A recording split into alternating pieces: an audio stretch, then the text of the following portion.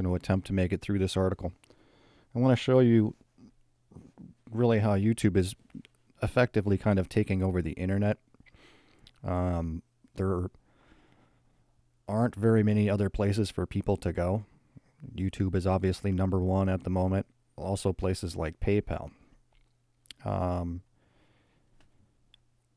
It shows, kind of how their algorithm goes. I'm been under the weather for a couple of days, so I'm not going to do a live stream Tuesday, even if I feel better by then, because I wouldn't have had time to put anything together or do any research for it.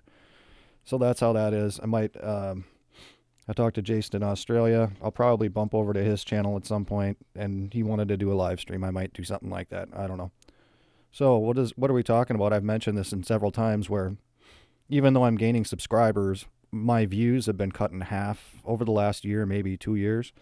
And I must have gotten put into some category that they don't let me show up in search engines. So I'm probably only getting subscribers and views by people who are already subscribed, or guys like Ed who post links and stuff like that. And I knew something was going on with YouTube, but because it's not my main source of income, I'm like, fine, if that's the way it goes, that's the way it goes. So what is this article about? YouTube demotes flat earthers and conspiracy theorists. Now, for anyone who doesn't know, Alex Jones used to be on YouTube. He used to be on Apple Podcasting. And he used to be on something else. And in the same day, they all kicked him off. Alex Jones is just an entertainer, right, with some news. I don't think Alex Jones cared because he has his own network and his own platform, but they don't like something you say, and they just turn your stuff on, and there's nothing you can really do about it, because all these companies are in cahoots, PayPal, YouTube, and Patreon. They're all kind of sitting in Silicon Valley, kind of all wheeling and dealing together. First, we're going to talk, I'll just go read through it. YouTube said Friday it will stop recommending specious videos such as those claiming the Earth is flat or promoting bogus theories about September 11, 2001. Why? Talk about controlling speech. What if they decide, they probably already turned off all religious channels. But who cares if your channel is all about the flat earth? Who cares? Just don't go to the channel. The global video streaming service planned to modify its viewing recommendation system gradually, starting in the United States and later expanding to other countries. Yeah, they kicked me out of other countries. I don't show up anywhere in there. I'm just in U.S. and Canada. Google-owned YouTube, part of the Alphabet holding, isn't that funny, the Alphabet Corporation, said it is scrutinized how to reduce the spread of content that comes close but doesn't quite seem to cross the line for violating its community guidelines. So they're admitting there is nothing against the terms of service at all with these channels being up there. Nothing. So what they do is they just don't let it show up in search. You're going to search flat earth. What are you going to get? To that end, we'll begin reducing recommendations of borderline content. Who decides what borderline content is?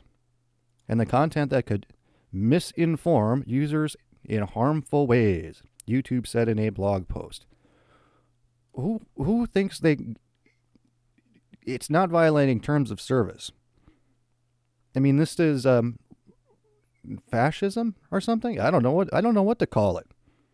Where you're deciding what sort of content is going to be on there,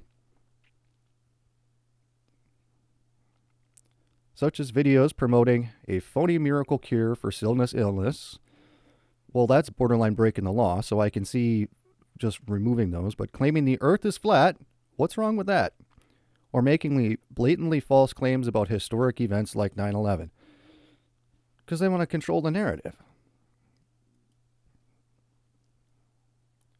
YouTube estimated the change would affect less than 1% of the content of the service, but would improve the experience for users. So you search flat earth and nothing really comes up in the YouTube search. That's improving my experience.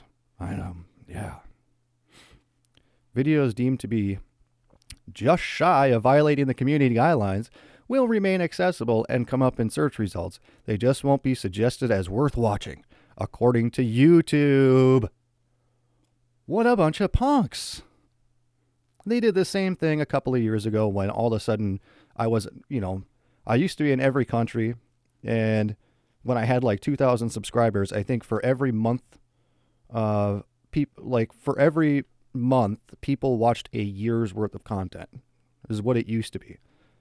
It's nothing like that anymore. It's about half. Ridiculous. That's what they did to me. We think this change strikes a balance between maintaining a platform for free speech and living up to our responsibility to users. What responsibility to users do you have? But they call it a platform for free speech. No, it's not. Both human review and machine learning will be used to train the recommendation system on questionable videos. YouTube routinely updates these features, such as the recommendation engine, several years ago. The only thing you're going to be able to watch on YouTube now is people playing video games, apparently. Go watch PewDiePie. It modified the system to downplay videos with misleading descriptions intended to bait people into clicking, such as, "You won't believe what happens next." In the last year alone, we've made hundreds of changes to improve the quality of recommendations for the users on YouTube, the California-based group said. So there you have it. I'll probably show up and one day I won't be able to access my channel. It'll probably still be sitting there, but they'll just decide to turn off my ability to do anything on it. That's happened to a lot of people that I am aware of, which is why a lot of people have secondary accounts. My Patreon will probably get shut down too, because Patreon, according to their terms of service, you can't violate that on Patreon. But there's this guy called Sargon of Akkad who runs a channel. He's kind of an atheist and kind of a political discussion sort of guy. And he does some other entertainment stuff. He said something on somebody else's live stream, and it wasn't on Patreon at all. It was on somebody else's channel, and it was just some political thing that he said, kind of off the cuff, and somebody reported it to Patreon, and Patreon deleted his channel.